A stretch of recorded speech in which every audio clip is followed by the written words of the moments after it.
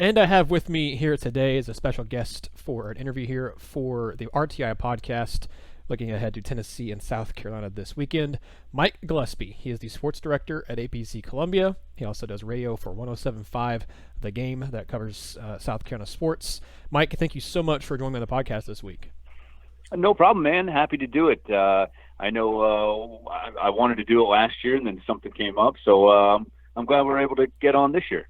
Absolutely, so am I. You're very knowledgeable about South Carolina. I see you tweeting from the press conferences and different stuff like that from just covering the game and covering the team and everything. So I'm happy to have you on here. You know what you're talking about with South Carolina, so I wanted to get you on here to talk everything Gamecocks, because Tennessee this weekend, it's going to be a very interesting game. It's really, in my opinion, and I'm sure you would agree, and South Carolina fans would agree, it's really kind of a must-win for both programs. Tennessee sitting at 2-5, South Carolina 3-4, and I heard someone talking earlier that Carolina will probably be favored in their next three games, kind of this one with Tennessee, Vandy, and then Appalachian State. But then after that, I mean, they play Texas A&M, which is going to be tough, and then they have Clemson. So to me, is this a case of where this is? I know it's definitely a must-win for Tennessee's bowl hopes. Is this also another kind of must-win for South Carolina?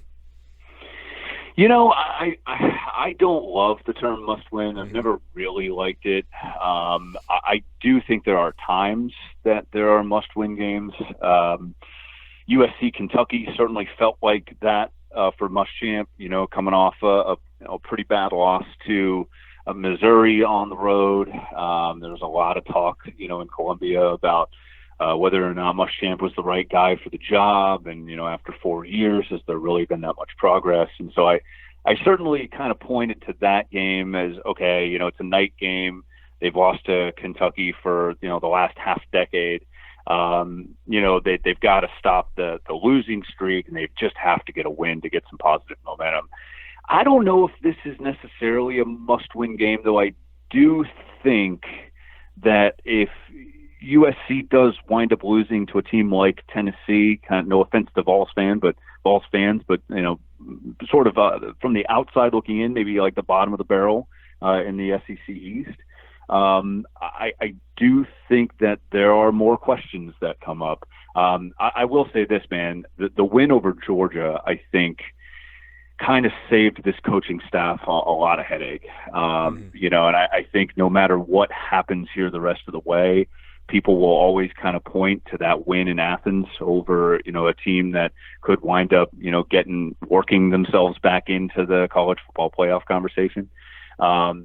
So I'm not sure, long-winded answer here, I'm not sure if it's a must-win game for USC, though I do think if they lose, again, to a team like Tennessee or Vanderbilt, those questions start to come back again. And, is Muschamp the right guy for the job? Yada, yada, yada. Certainly it does feel like this is bigger for Tennessee than it is for USC. I think for the Georgia game, that's the biggest reason. I think that alone, again, I think kind of saved the season. And I don't think that Tennessee has really had that certainly not this year, that really big win. I don't know, maybe Mississippi State, but I think a win over USC would be much bigger for Pruitt and that staff. Mm-hmm. So that kind of feels like maybe more must win than it does from USC side. It would definitely be bigger for one. It's a division rival, or it's a division team, not like Mississippi State, where it's a team you kind of play every 7 years in the way the SEC is now. And also it'd be Tennessee's first win over Will Muschamp, which would be that'd be big in itself too for Tennessee. Not that what Muschamp is on the same level as a Nick Saban or an Urban Meyer, but just Tennessee being able to finally end that streak would be big for this program.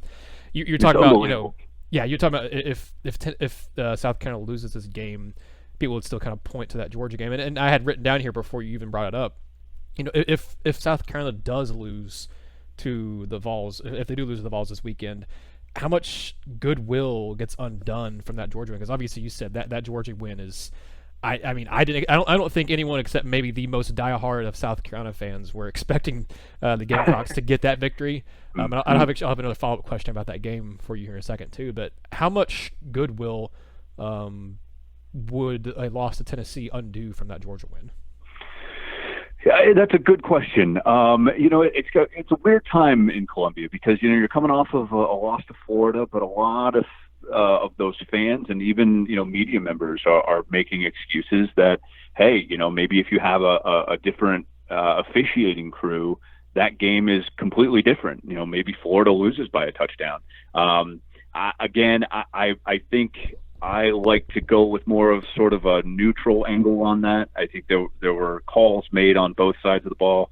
We can get into that later, not to deviate too much from the point, but there were a lot of excuses that were kind of thrown around. I think the Florida loss was more of an understandable loss because everyone saw the missed calls on both ends. I do think that it added 14 points for Florida. I don't think there's any other way that you can cut that. But, I was at the game. I saw, multiple holds that weren't called on USC, face masks that weren't called. So it was just kind of a poorly officiated game, in my opinion. But there were a lot of excuses that were made after the Florida loss, and it was understandable.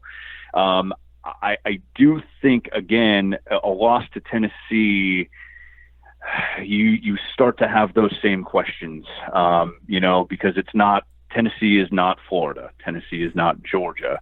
There is really no reason, after coming off pretty good performances against both Kentucky, Georgia, and Florida, there is no reason why you can't, if you're, USC, you can't go up to Knoxville, 4 p.m. kick, get a win. In my opinion, I think that's expected. I don't think anyone reasonably expected USC to beat Georgia. I think that the tide kind of changed a little bit after the win, so maybe more fans expected USC to beat Florida. The jury is obviously still out on Florida about how good they are. But I just don't think that USC has any business losing to this Tennessee team this year. And no offense to all the Vols fans and grads, but I just don't think that I don't think Pruitt has it going just yet. I think he's the right man for the job, but again, there's so many questions on offense, and I just don't think that USC has any business losing that game. So yeah, I think those questions will be swirling again about whether Muschamp, can get it done, in all facets. You've seen him, now get that signature win at USC. Can you not lose to teams that you're not supposed to lose to? I think that's the other side of this now, to kind of get into at least a decent bowl and, forget about kind of the lows and how 2019 started. It kind of, from an outsider's perspective, I think it's a little different because I think Muschamp's built up more goodwill than who I'm about to mention here, but it feels like this year, not to the same extent because South Carolina wasn't favored to win the SEC East this year, but it feels a little bit, just from what you're describing it, as back in Tennessee's 2016 season with Butch Jones. He had, he got the signature wins over Florida. He had the Hail Mary victory over Georgia, and people were saying, hey, is this finally going to be the year? Can Tennessee finally, do something here? And as you mentioned, Carolina got a win over Georgia.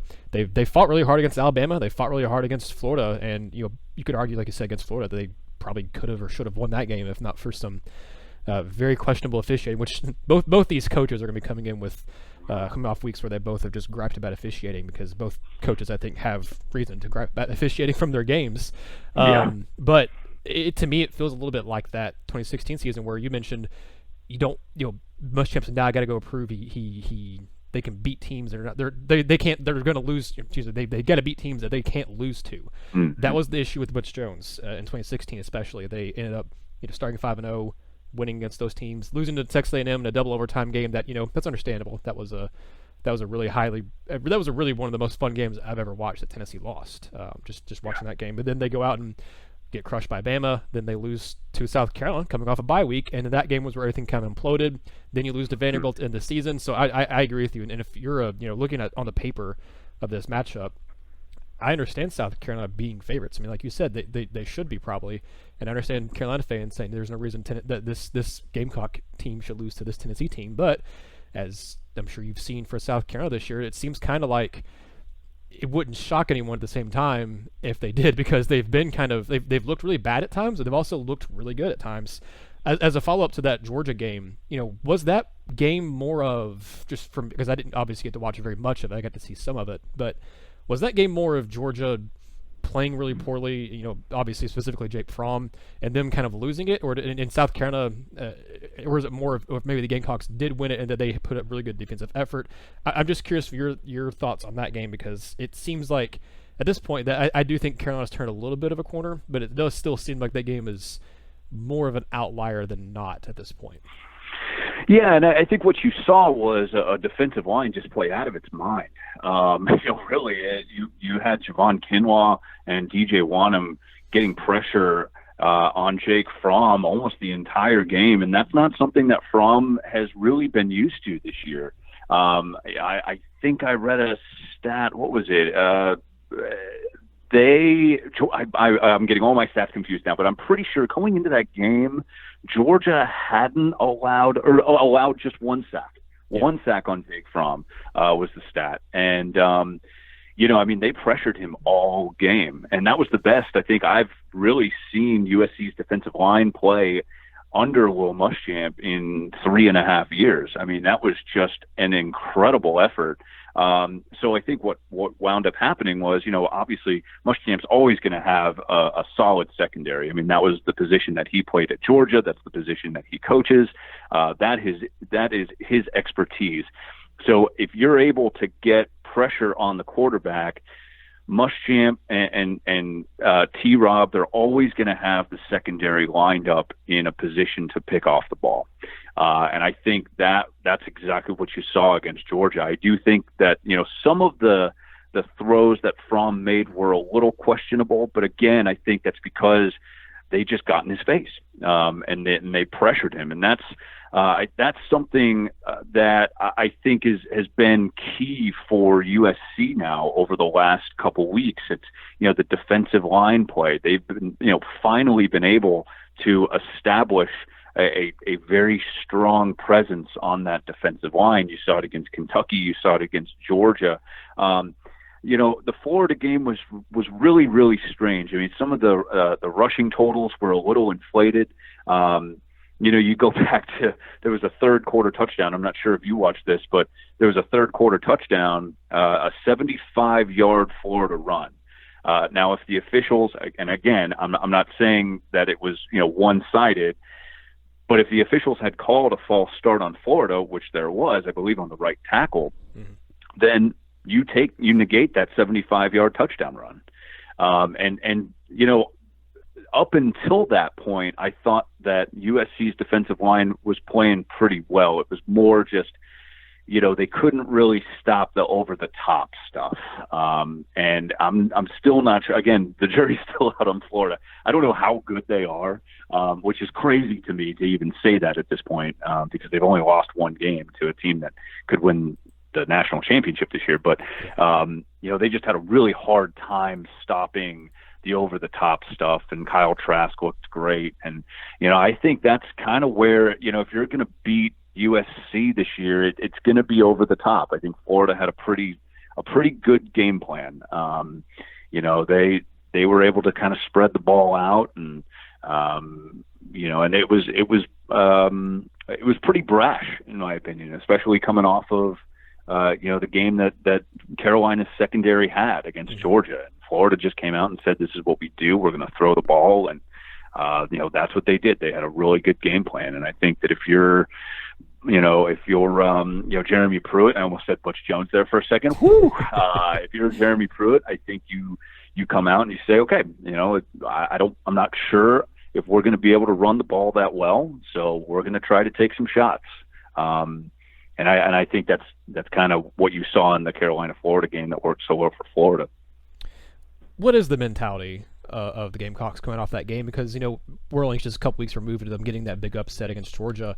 But then you had, the officiating, you had the way that Florida came back in the fourth quarter on South Carolina. I obviously don't think the team quit because they didn't quit. Just watching the game, I could tell they didn't quit. But it did seem like Florida it felt a little bit like what I've watched in Florida-Tennessee games before, where it just seemed like Florida got the mental edge at a point, and then they were able to turn that corner and, kind of run away with the game there in the fourth quarter. Well, I wouldn't say run away with it, but they were able to kind of, get control of the game. For sure. What, in your opinion, is the mentality of this team? Because I don't think Will Muschamp teams are very weak mentally at all, judging from the last 3 years at South Carolina and what he did at Florida either. I don't think that he usually has a very kind of mental fragile teams. Yeah. But what in your opinion, just from watching the team and everything this week, what do you think their mentality is like coming off that game, heading into this one? I think there's been a lot of focus on sort of the mental game.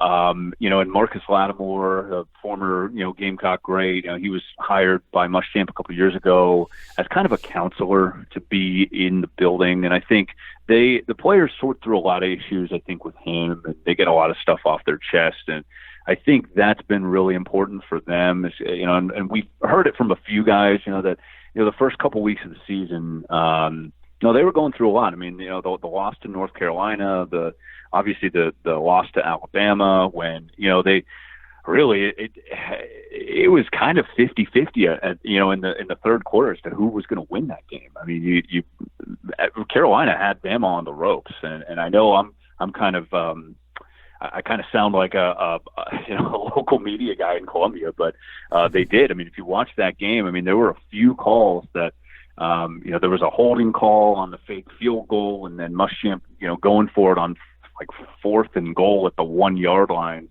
and obviously being stopped right before halftime. So it's just those two games in the Missouri, it was just very, very hard. And I think you've seen a team now bounce back from that and say, all right, look, we've got a ton of football left to play. And we can't just get, too wrapped up into the losses. And I think they've done a pretty good job of sort of moving on to the next game. I will say, the Florida game hurt. I think you saw a lot of guys legitimately think that they should have beaten Florida. And I think you can make the argument either way. Certainly, again, not to beat a dead horse, but, officiating had a lot to do with that loss, I think. I'm not sure that Carolina still would have beaten Florida. I think Florida has the better roster. I think they're just the better team. But, there were a lot of, there was a lot of sadness, I think, on Saturday night. And so it'll be interesting. I think Tuesday, they came in with kind of a good attitude when we saw them. But, even Muschamp looked a little fatigued. He looked a little down. And there's been a lot, certainly a lot on his plate, talking with the conference and talking with Ray Tanner about what they can do about the officiating. And I think he's kind of had a little bit of the extracurriculars, if that makes any sense, on his plate. So, it'll be interesting to see if they can kind of put it behind them and go on the road. And that's a really tough thing to do. I think, coming off of a loss and where you think that you legitimately should have won, and you got to pack your bags now and head to Knoxville. I think that's going to be a pretty interesting test, man. It's a good question. I'm not sure if I answered it, but I think that is a really good question and going to be a big part of this game, whether or not they can get up for it. I'm not sure, because you've seen South Carolina teams, not to go on and on and on here, but you have seen South Carolina teams get up for certain games and then come out and just look totally flat. So I think it's kind of a 50-50 chance, at this point. Half the games I feel like this season, like the North Carolina game, for instance, all the talk going into the season was, hey, this team is the best that Muschamp has ever had. And then they come out and they look just awful. They were flat. So I'm not sure. They came out well against Florida, and I hope for Carolina fans' sakes that they can put the loss behind them in the rear view and get up, because I think this is going to be a really good game. I think they're evenly matched, and I think they kind of have the same level of talent, and so yeah, I do hope that for USC fans' sake that Carolina does show up on Saturday in Knoxville. I think that'll be pretty interesting to see. A couple quick kind of injury questions here for you before I kind of finish up with a couple more. Just how banged up is Ryan Helinski? Because I look at him over the last couple of games, and it seems like he's obviously, I know he's been dealing with a few nagging injuries here and there, but it seems like he's playing, not up to the same level he was just a couple weeks ago.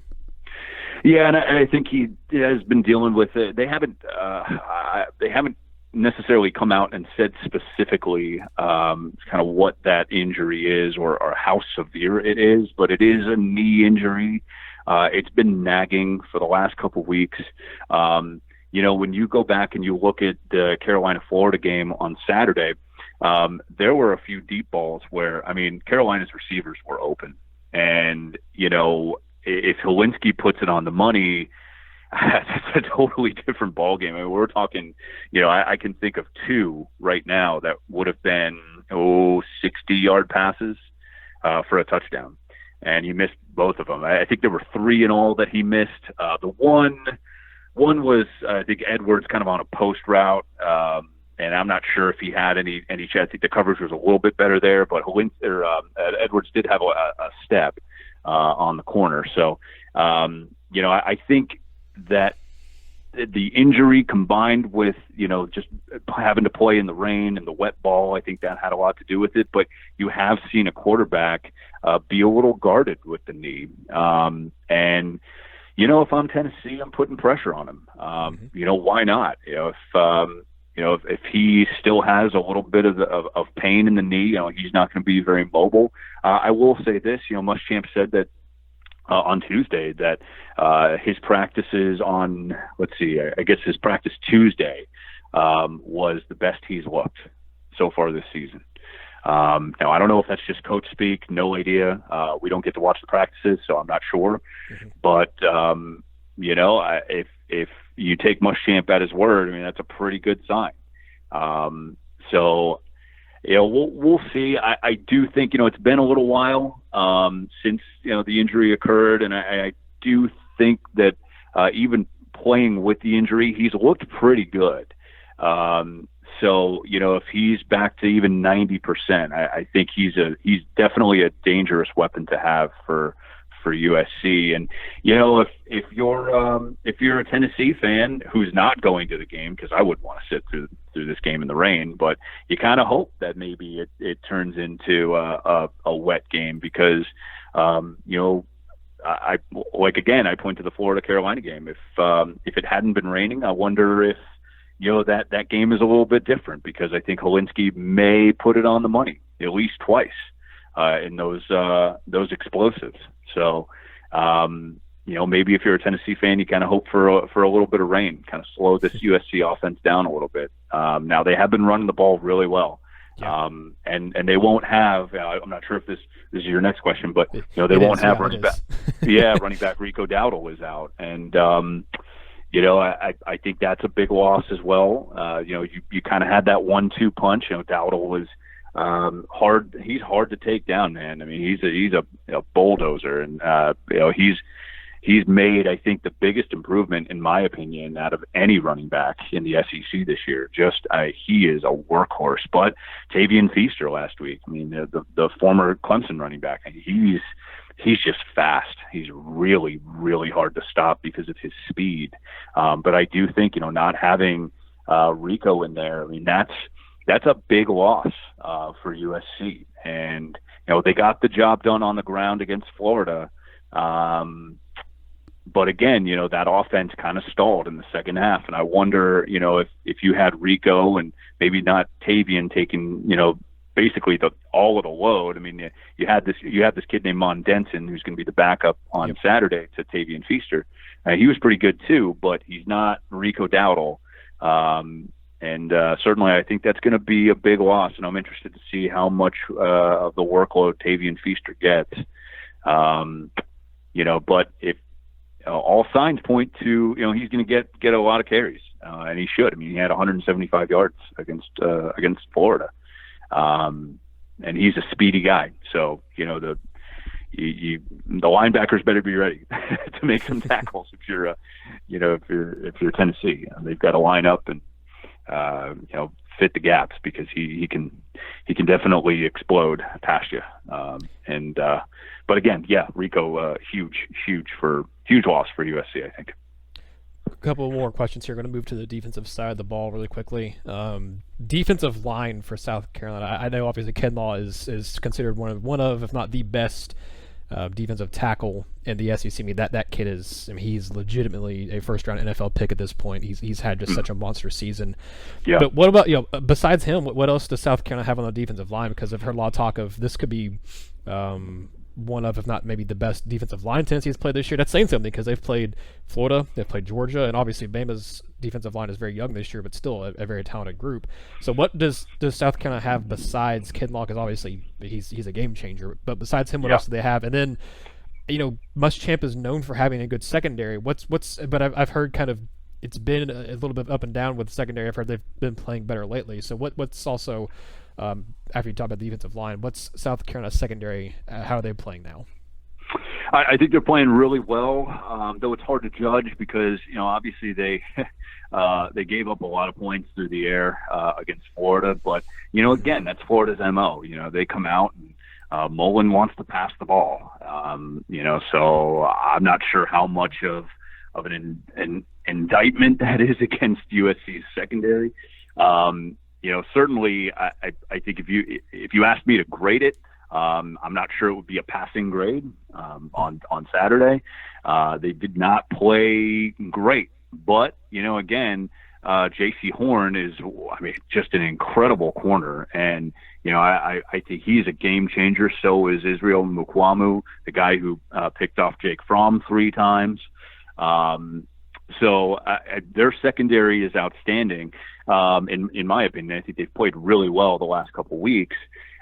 Defensive line, Aaron Sterling has been really solid. I think you've seen DJ Wanham have just another really, really good season. And the thing about Carolina's defensive line, these are guys that have played with each other now for the last couple of years. I mean, they're all older guys. They're seniors. They've played a lot of football, and I think now you're starting to see all the reps pay off. Again, when you have a guy like Javon Kinlaw that, you almost at times have to double team him, that frees up someone to get in after the quarterback. So, it's certainly, I'm not sure if it's the best defensive line that Tennessee will face. But I'd put it, top 3 probably, in the SEC. Just because you got a guy who's probably going to go in the top 5 of the NFL draft, at least from the stuff that I've seen. That obviously that could change, but Kinlaw is just a workhorse, and he's incredible. I think the other thing is you've seen a young linebacker, Ernest Jones. He's a sophomore, and he is kind of stepped up as the leader of this defense. So linebacker play has been pretty solid as well. But again, we were talking about this a little while ago. If you're Tennessee, I would try to take a page out of the Florida playbook. Test the secondary. Try to throw it around a little bit, because I just don't know if you want to get into sort of a run battle. Yeah. On Saturday. I don't think that's going to win the game. I watched the Florida game in person, and I saw what Florida was able to do when they spread the ball out, and that worked pretty well. It was pretty effective. So I think that's what you got to do to get a win if you're Tennessee on Saturday. I'm not sure if they're geared up for that, but certainly Garantano at this point, man, he has, after the amount of football that he's played, God, they should just let him throw around, throw the ball around. It might not be him starting it. There's a chance it could be JT Strout because of Brian Mauer's injury. He could be out. So, we'll there's the added question of at least on Tennessee's side of things, of who starts at quarterback for Tennessee for this game. That you mentioned kind of throwing it around. This will probably serve as, I guess, the last question here for the podcast. But, what kind of offensive scheme that both McClendon and Chaney come up with for this game could be kind of dictated a little bit by the weather. There's a lot of talk about it could be kind of raining all day. I don't know that it'll be kind of a downpour, but even if it's just kind of a drizzly kind of kind of soggy day. I mean, South Carolina just went through that with Florida this past weekend. So in your mind, and I don't think, to my knowledge, Tennessee's really had to deal with a whole lot of weather this season. They obviously have in the past. You look back to specifically in 2017, they had that monsoon against LSU. Last season, Tennessee had a couple, at least one. I think they had a second one too, but at least had one lightning delay in a game last year, and it rained a little bit in a couple different games, but not a ton. This year, I'm struggling to remember. I don't think they've had any kind of major weather issues this season. But if weather does become a factor, if it is raining and it's kind of playing with a wet ball situation this weekend, how much does that change what you think South Carolina does, and just what in your opinion does that favor either team? It's tough to say. I think that if you're Tennessee, maybe you want that because it takes away the deep ball. After watching Helinski kind of struggle in the rain last week, I think that's what you got to hope for if you're a Tennessee fan, because he did. I mean, he missed. If you go back and look in the first half, I mean, he missed 2 or 3 guys just wide open, and that those are game changers right there. And you can talk about the refs all you want if you're a USC fan, but I've been trying to get Gamecock fans off the ledge this week and say, well, you know what? Like, if your quarterback just could hit, a 60-yard bomb, not saying that I could, but if your quarterback could, then that's a different game. So I think if you're a Tennessee fan, you want to see, the wet ball on Saturday. And I think they from what I saw, I don't know if you're super confident. If you're Brian McClendon, the offensive coordinator for USC, I'm not sure if you're super confident in Helinski throwing the ball in the rain. They work on that every Thursday, I believe. So today's, the wet ball drills. But again, he doesn't have, he's only played 1 game in the rain. So, and it wasn't fantastic. So I think that if you're able to force South Carolina to be one-dimensional, which they became, by the way, in the second half, a lot of all the talk this week has been about the refs. But again, not to beat a dead horse, but if USC could make those early throws, those bombs, maybe they win the game. If they don't become one-dimensional in the second half, maybe they win the game. They ran the ball too much. And I think that's kind of an indictment on Helinski, because he just wasn't making the throws when he needed to. So I think that could favor Tennessee. If it's bad weather, and if it's going to be raining, most of the time, I think that could very well favor Tennessee from what I saw on Saturday. Helinski just didn't look super sharp in the rain. Well, it'll be an interesting one. Mike, thank you so much for giving all this information about South Carolina. Them and Florida are 2 of the teams that, for whatever reason, I just have followed with a lot of different people who cover the team. So I always feel like I'm a little more up to date with both those teams when Tennessee plays them, and that's why I wanted to bring you on, because you know your stuff. And I also think this is just going to be a very interesting and a very, very important game for both schools. It's a win, or your bowl hopes are going to have take a huge hit for either team. That both teams kind of need this victory to keep their bowl hopes alive. And as you said, I mean, it could really for South Carolina, it could really undo a decent amount of the goodwill that was built up from the Georgia game. For Tennessee, I think fans, depending on if Tennessee loses, depending on how they lose, I still think Tennessee fans will be a little more lenient, because you have no Brian Maurer. I mean, you still have just a bunch of different stuff going on. So I think it'll just be interesting to see kind of the reactions of the fan bases of whatever happens. But Mike, thank you so much for coming on to the podcast this week. If anyone wants to keep up with you and keep up with South Carolina football this week and moving forward, where can they find you? Where can they follow you and find your work? Yeah, so on Twitter, I'm always on Twitter. It seems like that's Mike ABC Columbia. So that's where you can reach me, and obviously we've got a website at abccolumbia.com, and if you're ever in Columbia, turn on ABC. We love new viewers, obviously. So that's but most of my work's on Twitter, and I'm pretty good about answering messages too. So normally, or I don't usually let one slip through the cracks. So, well, Mike, thank you so much for coming on the podcast this week. I really appreciate it. Yeah, man, absolutely. Thanks for having me.